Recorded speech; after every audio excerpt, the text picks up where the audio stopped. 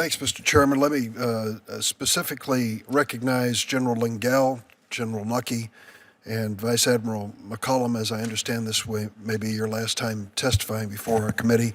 Thank you all for your service to our country, and especially to those who are wrapping up many years of contributions to our national security. I'm going to disclose something which is kind of a secret. It's not classified. It's not top secret. It's a budget secret. And here's the budget secret. Presidents have come to know that when it comes to the men and women who serve in the Guard and Reserve, there is a special affection and attachment to them by members of Congress. My colleague here, Senator Leahy, co-chaired the Guard and Reserve Caucus for many years, and he typifies the feeling we all have about what you do. Not to take anything away from the other branches of the service or the active military, but the Guard and Reserve are near and dear to us. Now, the secret is this. Presidents can ask for less money for the Guard and Reserve because they know full well that Congress is going to step up and put more money in. We're there every year because we believe in your mission. We believe in what you do. We feel a special personal attachment to you. And so what does the president decide to do to build his wall? He decides to cut out the money that Congress added for the Guard and Reserve, up to $2 billion worth, from the men and women who are sitting here today and those they represent. The net result of that, of course, is that there's less money for equipment accounts and training and other things that are important. And you say to yourself, well, wait a minute. If that wall is so darned important for our national security, that's the president making that decision.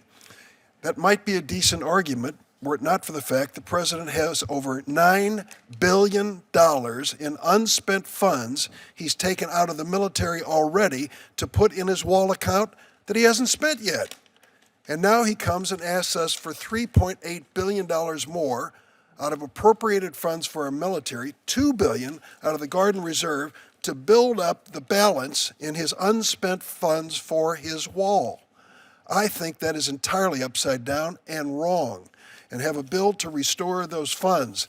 And I hope that my friends on the other side of the aisle will stand up for the Guard and Reserve and for the money that we have already appropriated for our national defense, which the president wants to put into a wall account that is unspent, to build up a double-digit balance in this wall account for the November election. That's what this comes down to. Now I've disclosed the secret. It's no longer a secret.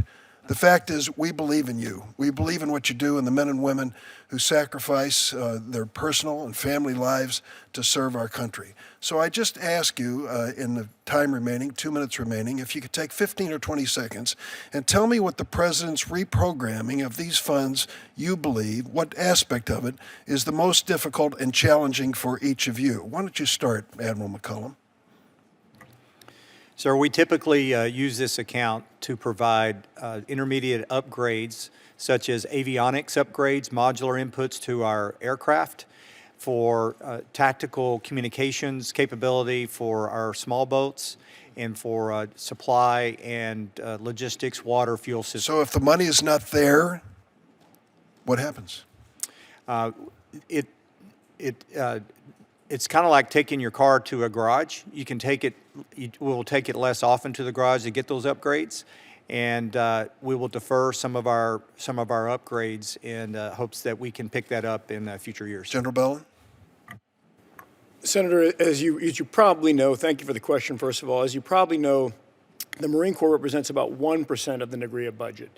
So my ability to meet my task to support and augment the active component, while it's affected, it's not tremendously impacted. However, I know the subcommittee is curious about how we might make better use of NGREA when it returns.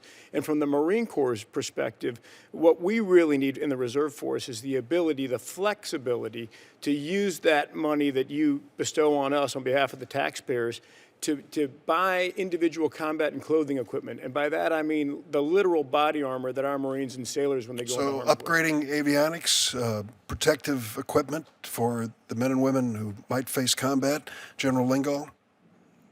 Sir, this money is a critical source that keeps our platforms lethal, capable, more survivable, no question about it. So because we lost this money this year, there will be delayed upgrades to our systems.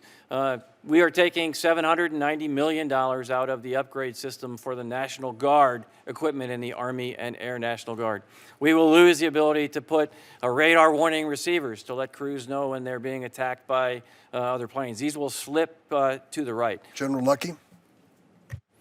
Senators, I said in my opening remarks, as you know, I've appreciated for the last 4 years the largesse of this committee in providing a degree of funds for the America's Army Reserve. It's grown, from my perspective, to about 35% to 37% of the procurement dollars that the Army Reserve has on an annual basis to acquire. So what will this budget decision mean to you? So again, I'd say the same thing my colleagues have. It slips out, it extends, if you will, the purchasing and the fielding of systems for command and control for Systems that you ask for and believe that are needed? Yes, sir. General Scobie? Vice Chairman, thank you, and thank you for your comments. I would say this is the reason that you put me in this job is to make sure that I produce combat power for America, and I don't ask for anything I don't need. The money that we've put into this, we absolutely need to do the upgrades that we talked about, and my job is to make sure I articulate that risk. So the risk to our systems right now is what I'm trying to solve is capability gaps across combat airplanes, mobility systems, our personnel recovery systems, and special operations weapons. I hate to cut you short, but listen to what we are sacrificing to build up the balance in an account of unspent funds for the wall. Listen to this. Does this make any sense at all? Thank you, Mr. Chairman.